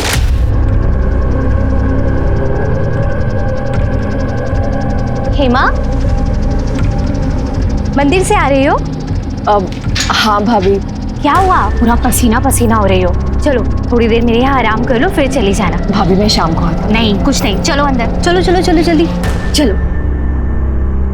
मैंने खुद कितनी बार देखा है कि जया अपने घर का दरवाजा बाहर से बंद कर उन दोनों को अकेले छोड़कर चली जाती थी। अब भगवान ही जाने वो दोनों अंदर अकेले में क्या क्या गुस्सा बनाते थे। जबान संभाल के। अरे तू मुझे क्या चुप करवा रहा है? ये सब तेरी बीवी तेरे पीठ के पीछे करती थी जब तू ऑफिस में रहता था। सर, अभी जब हेमा प्रेग्नेंट हुई थी उसी के आसपास जया भी प्रेग्नेंट हुई थी, लेकिन कहते हैं ना भगवान सब देखता है। अभी 1-2 दिन पहले उस कमीनी जया का बच्चा भी गिर गया। ताला लगा हुआ है यहाँ, कोई है क्या आसपास? देखो सर, ये इस एरिया का वॉचमैन है। ये घर क्यों बंद है? घर वाले कहाँ हैं? क्या जाने साहब, जया भाभी का बच्चा पैदा होते ही गुजर गया। 3 तारीख को गए थे दफनाने के लिए, उसकी अगली सुबह से ताला जड़ा हुआ। ठीक है, तुम जाओ। Okay sir. शुक्ला सर, ये जया और उसके हस्बैंड का फोन नंबर पता करो। दोनों के call records, mobile location records सब पता करो। दोनों के फोन सर्वेलेंस पे डालो, पता करो ये दोनों हैं कहाँ पर। शुक्ला, अगर उर्मिला सच बोल रही है तो हेमा और उसके बच्चे के कत्ल में ये अश्विन एक अहम संदिग्ध है। पर एक बात समझ में नहीं आई, हेमा ने खुद महेश और विमला दाई से ये क्यों कहा कि उसके पेट में बेटी पल रही है जबकि उसके पेट में बेटा पल रहा था? उसे किसने गलत इंफॉर्मेशन दी होगी जिसकी वजह से वो अबॉर्ट तक करवाने पहुंच गई? अब उसके बच्चे का बाप है कौन? अश्विन या फिर कोई और? सर, अतुल के कॉल रिकॉर्ड्स में एक नंबर मिला जिस पर उसकी अक्सर बातचीत होती है। किसका नंबर है? सर, अतुल के घर में काम करने वाली बाई रत्ना का। और जब हमने रत्ना के बारे में पता किया तो ये पता चला कि रत्ना भी 7 महीने प्रेग्नेंट है और अतुल उसे पिछले कुछ दिनों से पैसों की मदद कर रहा है। ओह, तो कहानी में एक और ट्विस्ट। ये सिंपल लोग तो कुछ ज्यादा ही घुमावदार निकले। चलो इस रत्ना से भी पूछताछ कर लेते हैं कि उस पर इतनी मेहरबानी किस लिए। हाँ साहब, ये सच है कि मैं मिश्रा जी के वहाँ मेड का काम करती हूँ। अतुल साहब तो भगवान समान है। उन्होंने मेरी हालत देखकर खुद ही बोल दिया कि तुम आराम करो और तनख्वाह घर में ही मिल जाएगी। इसी हालत की वजह से अतुल तुम्हें तनख्वाह दे रहा था या फिर वजह कोई और थी? या फिर इसलिए दे रहा था क्योंकि तुम अतुल के बच्चे की माँ बनने वाली हो? ये कौन बोल दिया साहब? हम गरीब हैं, हमें तो कोई भी कुछ भी आके बोल देता है। लेकिन उस भगवान समान आदमी पर कीचड़ मत उछालिए। वो तो हेमा दीदी को इतना प्यार करते हैं कि किसी की तरफ नजर उठाकर भी नहीं देखते। प्यार करते थे। अब ना तुम्हारी हेमा दीदी रही और ना ही उसका बच्चा, क्योंकि दोनों को रास्ते से तुमने हटा दिया ताकि तुम अतुल की जिंदगी में शामिल हो सको। सच है ना ये बात? क्या हेमा दीदी नहीं रही? ये तो मुझे नहीं पता साहब। मैं तो कई महीने से घर से बाहर भी नहीं निकली। पर ये सब कैसे और कौन किया? सब कुछ तो ठीक चल रहा था। हमें याद है हेमा दीदी जब पेट से थी तो अतुल साहब को डर था कि कहीं उनकी बेटी ना हो जाए। और साहब, अतुल साहब को पता था कि हमारे पहले से 2 बेटे हैं और वो कुछ महीने पहले हमारे पास आए। रत्ना, अगर इस बार भी तुझे बेटा हुआ और हेमा को बेटी, तो क्या हमारी बेटी के बदले तू अपने बेटे को देगी? किसी को कुछ पता नहीं चलेगा, तेरे पति को भी नहीं। बोल, देगी अपने बेटे को? और इसके बदले में मैं तुझे 5 लाख रुपए भी दूंगा। फिर जब तुम्हें यह पता लगा कि हेमा के बेटा होगा, तुम्हें 5 लाख रुपए जाते हुए नजर आए, इसलिए तुमने हेमा और उसके बच्चे को रास्ते से ही हटा दिया ताकि अतुल की जिंदगी में ना सिर्फ तुम्हारा बच्चा और तुम भी आ जाओ। नहीं साहब, जितना आप बोल रहे हो उतना तो दिमाग भी नहीं है हमारे पास। कसम से साहब, हमने हेमा दीदी को नहीं मारा। Excuse me sir. बोलो Mishra. Good, very good sir. Jay और अश्विन पकड़े गए।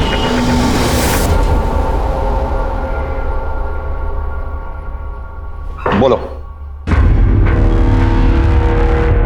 बोलो। सर, मेरी पहली शादी में मेरा तलाक हो चुका था।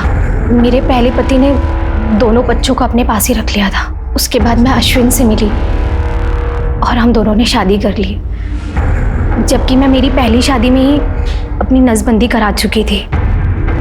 सर, मुझे तो नहीं, लेकिन अश्विन को अपना बच्चा चाहिए था, जो मैं उसे नहीं दे सकती थी। फिर मुझे हेमा और उसके हालात के बारे में पता चला। मुझे पता चला कि अतुल के लो स्पर्म काउंट की वजह से वो कभी माँ नहीं बन सकती है। फिर हमारे बाबा जी ने हमें बताया कि हमारी किस्मत में बच्चा है, लेकिन वो हमें हेमा के ज़रिए मिल सकता है। इसलिए फिर मैंने हेमा से धीरे धीरे दोस्ती बढ़ाई। उसके बाद वो अपना दुख बताने के लिए मेरे पास आती थी और फिर मैं उसे लस्सी या जूस में नशे की गोलियां मिलाकर दे देती थी, जिससे वो सो जाती थी। और उसके बाद अश्विन उसके साथ संबंध बनाते थे इस उम्मीद में कि वो हमें हमारा बच्चा देगी, वो बच्चा जिसे वो अनजाने ही हमारे लिए पैदा करेगी। फिर हेमा ने एक दिन मुझे बताया कि वो बिना IVF ट्रीटमेंट के नेचुरल तरीके से प्रेग्नेंट हुई है। तो हम समझ गए थे कि वो बच्चा अश्विन का ही है। उसके बाद हमने अपना प्लान आगे बढ़ाया और फिर मैंने भी सबको बोला कुछ दिन में कि मैं भी अब प्रेग्नेंट हूँ। हेमा मुझे बताती थी, बल्कि हेमा क्या बताती थी, मैंने खुद देखा था कि उर्मिला उसके साथ अच्छा बर्ताव नहीं करती थी, क्योंकि हेमा एक बेटी को जन्म देने वाली थी। पपीता बच्चे की सेहत के लिए बहुत अच्छा होता है, खा ले। नहीं भाभी, बिल्कुल भूख नहीं है सच में। ये बच्चे के लिए अच्छा है, खा ले, थोड़ा सा खा ले। उर्मिला भाभी, ये क्या कर रही हैं आप? आपको पता है ना हेमा प्रेग्नेंट है और पपीता गर्म होता है, इतना भी नहीं पता? बच्चे को नुकसान कर सकता है। हेमा की हालत को देखकर मैंने उससे कहा कि मुझे बेटा होने वाला है, इसलिए मैं तेरी खुशी के लिए अपना बेटा तुझे दे दूंगी और तेरी बेटी मैं ले लूँगी। मैंने उसे बोला कि हमें डिलीवरी एक दिन मेरे ही घर पर करनी होगी, ताकि किसी को ये ना पता चले कि हम क्या करने जा रहे हैं। और वो ये बात सुनकर बहुत खुश हो गई। जाने अनजाने में उसने जिस चीज़ का नाटक किया था, हम उसे सच करने वाले थे। हम उसे किडनैप करते और वो गायब हो जाती। उसके बाद उसका बच्चा हम ले लेते और सबको ये बोलते कि मैंने उस बच्चे को जन्म दिया है। सर, हेमा पहले ही गायब हो गई थी। हमें डर था कि हम किसी ना किसी मुश्किल में फंस जाएंगे और इसीलिए हमने जय के मिसकैरेज का नाटक किया और एक गुड़िया को दफना दिया, ताकि लोग समझे कि वो हमारा बच्चा था। और उसके बाद हम अपने गांव में जाकर छुप गए। इतनी मर्दानगी फूट रही थी। शुक्ला सर, अश्विन का DNA सैंपल लो और हेमा के बच्चे से मैच करके देखो। अश्विन पे हेमा के रेप का चार्ज और इन दोनों पे हेमा और उसके बच्चे के मर्डर का चार्ज लगाओ। नहीं सर, हमने हेमा को नहीं मारा। इतनी मक्कारी की है, क्या पता कि अब भी सच बोल रहे हों।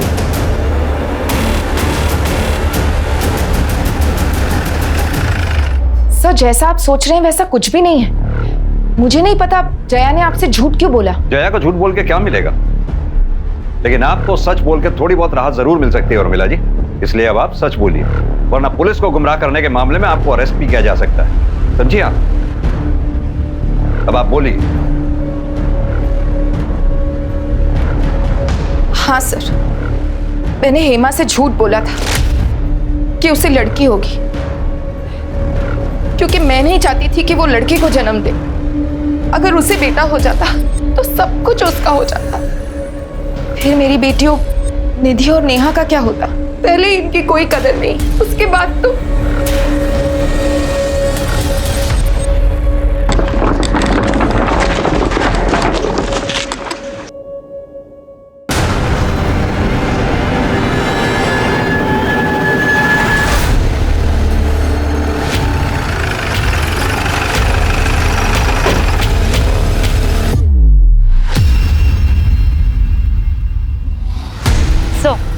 हेमा की तरह ये औरत भी प्रेग्नेंट थी, इसका भी पेट काटा गया है। और सर, चेहरा भी उसी तरीके से बिगाड़ा गया है ताकि पहचान ना हो सके। अगर चल क्या रहा है, कौन है जो प्रेग्नेंट औरतों को इतनी बेरहमी से मार रहा है? ये तो तय था कि ये किसी एक ही अपराधी का काम था, क्योंकि दोनों महिलाओं को एक ही तरीके से मारा गया था और गर्भ से बच्चा निकालने के लिए बाकायदा सर्जिकल इक्विपमेंट्स का इस्तेमाल किया गया था और मां और बच्चे का शव भी आसपास ही पाए गए थे। ऐसा लग रहा था कि कोई जानबूझकर गर्भवती महिलाओं को निशाना बना रहा था। ये लीजिए आपकी चाय। अरे भाभी रुकिए, 1 मिनट में बाहर गया कि आपको शांति नहीं है। लो मुझे दो।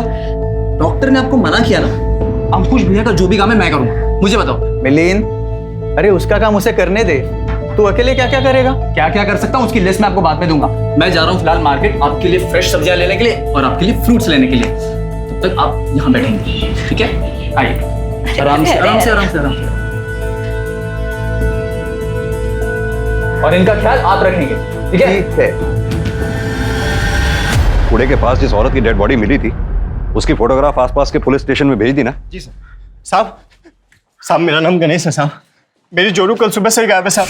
दोनों बेटों को बोलकर गई थी कि घंटे भर में काम से वापस आ जाएगी और अभी तक लौट कर नहीं आई साहब। अब तो उसका फोन भी बंद आ रहा है साहब। नाम क्या है तुम्हारी बीवी का? रत्ना। रत्ना? जी। फोटो वगैरह है? जी। ये देखिए सर। और कोई निशानी? साहब उसके हाथ पे गुदा भी हुआ है यहाँ पे।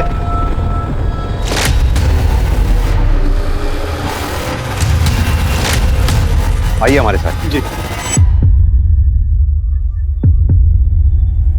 रत्ना, रत्ना ये क्या हो गया तुमके रत्ना? रत्ना की बॉडी के साथ एक बच्चे की भी बॉडी मिली। रत्ना को भी ठीक उसी तरह से मारा गया था जैसे कि हेमा को। रत्ना भी हेमा की तरह प्रेग्नेंट थी। अर्जेंट बेसिस पे रत्ना के कॉल रिकॉर्ड्स और मोबाइल लोकेशन रिकॉर्ड्स निकलवा पता करो उसके मोबाइल की लास्ट लोकेशन क्या थी। ये जो भी है, इससे पहले कि वो दूसरी प्रेग्नेंट लेडीज को अपना शिकार बनाए, हमें उस तक पहुंचना होगा। क्या रत्ना के मर्डर की वजह उसकी प्रेगनेंसी थी या फिर कुछ और? इधर अश्विन और जया पाटिल की बात सच साबित हो गई। मिसकैरेज का नाटक करके उन्होंने गुड़िया ही दफनाई थी, ये बात पुलिस इन्वेस्टिगेशन में साफ हो गई। फिर सवाल ये उठता है कि अगर अश्विन और उसकी बीवी निर्दोष हैं, तो गर्भवती औरतों का पेट चीरकर निकाले गए अजन्मे बच्चों के केस में दोषी कौन है? इन दोनों औरतों के साथ क्या और क्यों हुआ? सर 100%। ये देखिए, रत्ना के मोबाइल की लास्ट लोकेशन शताब्दी नगर दिखा रहा है, विमला दाइमा के घर के पास, जो कि हेमा की भी लास्ट लोकेशन थी। सर आज तक हमें ना हेमा का मोबाइल मिला और ना ही रत्ना के मोबाइल के बारे में कुछ पता चला। सर इतना सब कुछ महज एक इत्तेफाक नहीं हो सकता। चलो शुक्ला। सर क्या रत्ना मर गई? कैसे? और साहब अगर रत्ना मर भी गई है तो इसमें हमारी क्या गलती है? आपने मेरा घर क्यों उलट पुलट कर रखा हुआ है? रत्ना के फोन की लास्ट लोकेशन के मुताबिक रत्ना का फोन यहीं पे स्विच ऑफ हुआ है। अब आप ये मत कहिएगा कि उस वक्त बिजली नहीं थी, क्योंकि बिजली उस वक्त उस दिन भी थी। हाँ तो साहब हमने कब कहा कि यहाँ बिजली नहीं थी या रत्ना यहाँ नहीं आई थी? आई थी वो जांच करवाने के लिए, फिर चली गई। कहाँ चली गई? अब ये हमें कैसे पता साहब? सर ये देखिए, एक नहीं 3 फोन मिले और तीनों के तीनों स्विच ऑफ। किसके फोन है ये? जी वो हमारे बेटे के हैं, उसको अलग अलग फोन रखने का शौक है। थैंक यू सो मच भाभी, रिफ्रेश कर दिया जो उसने, इसकी बहुत जरूरत थी। शुक्ला सर, हेमा का नंबर डायल करो।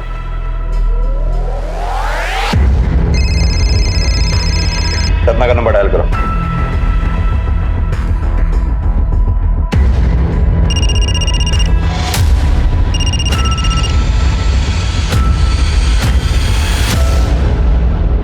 सब मिलिन नाम है उसका।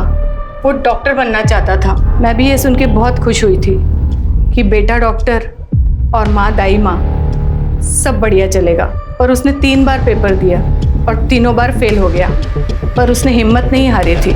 उसने बोला कि माँ देखना, एक दिन ज़रूर डॉक्टर बन के दिखाऊंगा। अभी तो सर्जरी भी तो करूंगा ना, है ना? आराम से आराम से। प्रैक्टिस करूंगा तो डॉक्टर क्या, सर्जन भी बन जाऊंगा। मैंने सोचा ये भी ठीक है, कोई अपनी माँ के पेट से थोड़ी ना सीख के आता है। तभी से उसने डॉक्टरों वाले सारे औजार इकट्ठा करना शुरू कर दिए। कैंची, छुरी, ब्लेड, सब कुछ। मिलिंद है कहाँ पर? भगवान जाने सब कहाँ मिलेगा। सुबह जाते वक्त सिर्फ इतना ही बोल के गया था कि अम्मा आज प्रैक्टिस है। प्रैक्टिस? जी। मिलन का नंबर दो हमें। नंबर दीजिए जल्दी। सब चिल्लाने से क्या होगा, हमको नहीं याद उसका नंबर। फोन दीजिए अपना। शुक्ला, मिलन का नंबर याद।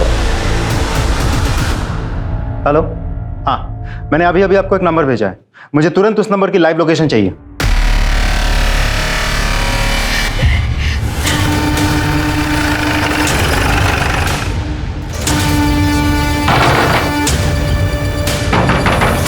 थोड़ा से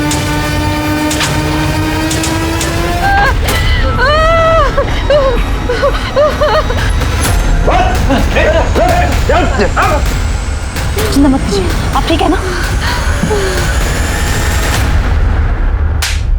बहुत हो गई तेरी डॉक्टरी, बाकी की सर्जरी अब जेल में करना है। क्या है, तुम चैन से या प्रैक्टिस भी नहीं करने दे रहे हो। सॉरी भाभी, मैं आपकी मदद नहीं कर पाया। आपको किसी और डॉक्टर के पास जाना पड़ेगा। इनसे ज्यादा मदद की जरूरत ना तुझे। चल तेरी मदद करते हैं, चल। अगर आप बीच में नहीं घुसते तो मैं अब तक सर्जरी कर चुका होता और मनीषा भाभी एक हेल्दी बच्चे को जन्म दे चुकी होती। इस बार मेरा एक्सपेरिमेंट पक्का सक्सेसफुल होता, पर आपने खराब कर दिया, मेरा ऑपरेशन रोक दिया। हेमा को क्यों मारा? मारा? मारा नहीं सर, मैंने तो उसकी मदद की थी। वो मेरी माँ के पास आई थी बच्चा अबॉर्ट करवाने के लिए। मेरी माँ ने मना कर दिया तो मैंने सोचा मैं उसकी मदद कर देता हूँ और फिर मैंने उसका पीछा किया। क्या बोला दाई माँ ने? यही कि तुम मेरी मदद नहीं कर पाएंगी। खैर छोड़, अब जो होगा देखा जाएगा।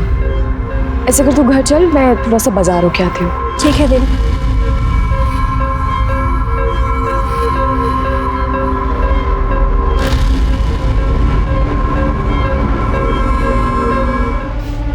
आप चाहो तो बच्चा अबॉर्ट करने में मैं आपकी मदद कर सकता हूँ। अब नहीं, आप घबराइए मत, मैं एक डॉक्टर ही हूँ और मैंने काफ़ी डिलीवरियाँ कराई है। प्रोसीजर बिल्कुल नॉर्मल है और इजीली अबॉर्ट हो जाएगा। आइए बैठिए ना। फिर मैं उसे अपने घर के पीछे खाली गोदाम में ले गया। ये तुम कहाँ लेके आए हो मुझे? तुम तो कहते तुम डॉक्टर हो। हाँ मैं हूँ, टेंशन मत लो। देखो मुझे ना तुमसे कुछ नहीं करना। फिर मैं समझ गया कि दोनों मर चुके हैं। मुझे बहुत गुस्सा आया उस औरत पर। अरे थोड़ा कोऑपरेट कर लेती तो क्या हो जाता, पर नहीं, दोनों की लाश को मैंने ठिकाने लगा दिया।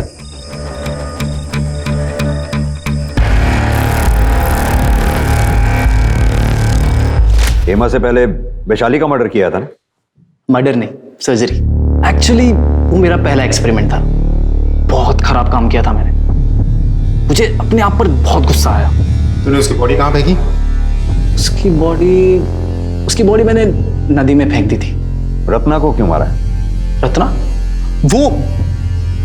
वो मुझसे जवाब मांगने आई थी। उसकी हिम्मत देखिए। उस दिन जब हम हेमादी को छोड़कर ऑटो में बैठे थे तो हम देखे थे तुम कुछ बात कर रहे थे ना हेमादी से। सच बताओ, तुम ही ने मारा ना हेमादी को? सच बता दो, नहीं तो हम पुलिस के पास जाएंगे, फिर वही निपटेंगे तुमसे। सच जानना है ना तुम्हें? हाँ। तो आओ देखो। तुम ये कहाँ ले आए मुझे? काश मैं उन्हें यादगार के तौर पे अपने साथ रख पाता, पर कोई बात नहीं। याद के तौर पे मैंने उनके मोबाइल रख लिए। शुक्ला, अब तुम इसकी ऐसी सर्जरी करो ये चाहे भी तो कभी यहां से बाहर ना निकल सके।